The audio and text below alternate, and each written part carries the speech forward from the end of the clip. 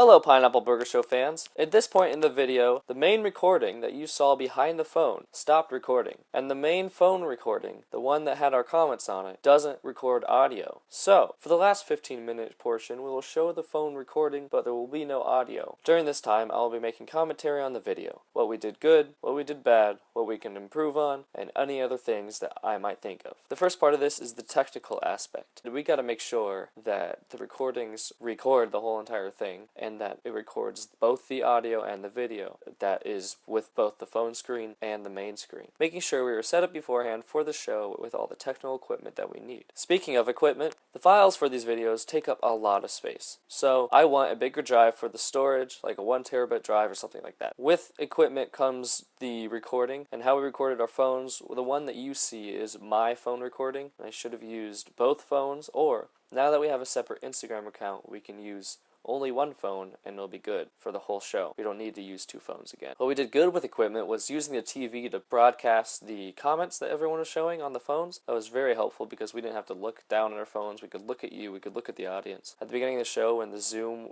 zoomed out, when the thing started recording, you gotta make sure that Daniel or someone who's helping out make sure that it's zoomed in properly when the show starts, and we don't have to get up and do that awkward zoom in thing. If we do decide to do 2 phones again, which I don't think we will, but if we do, we should record both of them. Like, it makes sense when Daniel's comments are being read instead of just listened to, which it was good to hear him. It's just, would it be helpful to also see the comments people were saying that he was reading? Also for Daniel, like a mini soundbar or a little button press system that he can play music or sounds that will go with the show, like the Illuminati song we played all the time. Our third thing is logistics. First thing is probably a good introduction. It was alright, but we didn't really know what we were doing, and we were pretty nervous. So we need probably something more scripted, something more noticeable that people can remember by, and the people will know that it's our show when they hear that beginning intro. The food aspect of it was very good, and very good to goof off of and do improv off of, and it was very good material to work with. I'm glad we had a burger and a pineapple, which is a good combination of foods to put together for our show. During the show, we kind of got off track, which was fine, but sticking to a segment or topic would help with the flow, and it wouldn't make things seem so repetitive like some of the jokes we did. I think sometime during our next show, we were probably going to do guest stars, more guest stars especially. People liked that. So yeah, people liked our friends when they came on the show, and they had their little things that they did. Riley had his voices, and Raymond had the puppets, and just the little quirks that our friends have will be helpful to bring more entertainment to you guys. And just like the intro, we need a memorable outro too. I think what we're sticking with, I just came up with the other day, now we're posting on our social media, is to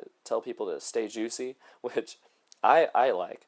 And I hope we stick with that. Maybe we won't, but if we don't, it'll be something like that. So look forward to a memorable outro, because we didn't end the show correctly at all if you watched. The fourth thing is our personality. Along with like the guest stars' personalities, it's really focused on Cal and I's dynamic and that personality aspect. We got to fixate on ourselves and what we can improve with that. At the beginning, we were really awkward and nervous, and I don't think that'll be the case for this next show, but we definitely were at this first one. So it made for kind of a weird, I don't know, it was just kind of awkward. With myself, my movement is very reserved. With Callan, his movement is very animated, which is nice, but a little mixture of both, a little balance of both is very good to have. If I was more animated and he was a little more reserved, we just kind of equal each other out with that. As I learned from watching this, I need to talk louder and to talk more confident. I was definitely shying away from some of the jokes I said, where I would do it if I thought it was like too far or not funny, but people laughed after I did that because it takes longer for people to register for jokes than it was for me to think about it, because I was already thinking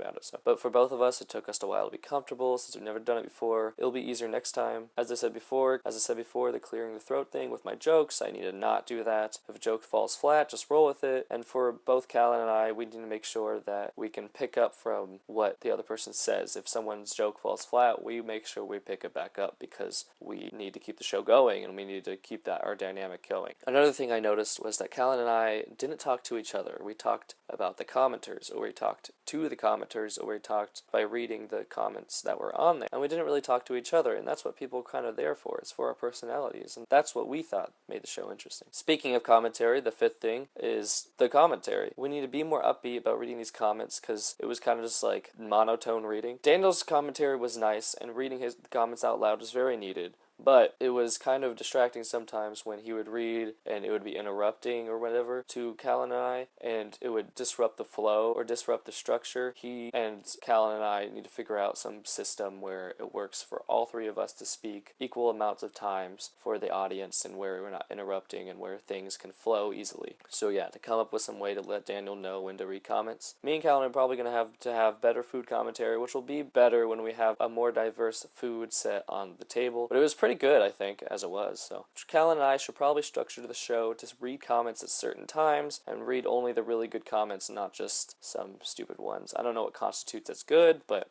we'll figure it out. Something else I saw Callan and I do when reading the comments, if some friend was commenting, we would always shout them out, but we should really only shout out guest stars and people that are there, not the commenters. I'm sorry, but it's kind of like, it just takes away from the show. Commentary overall, though, is very nice to have content to read about. It was nice to interact with people in the audience. Also, as a side note, don't just read the comment over and over. The last thing is for our future. As you've seen so far, we've made promotions for the show, and we started a YouTube channel, and we started a new Instagram, and many other things that people can connect with. It's been very cool to see all these different social medias that we're going to keep up with, and that's our plan, is to keep up with the social medias, keep up with the promotions, and to keep up with establishing the show forward. Also in the future, Callan and I are planning, and have already, worked on stuff together to ease the load from both of us, so not one of us is doing more than the other, and him and I are also thinking about possibly moving more towards YouTube and less towards Livestream, but we will see. We want the biggest audience possible, so we might stick with Instagram because that is our bigger audience. We don't know yet. Let us know what you think. And the last thing with our show is having merchandise to promote with, and that will be really cool to see once we have it in fruition.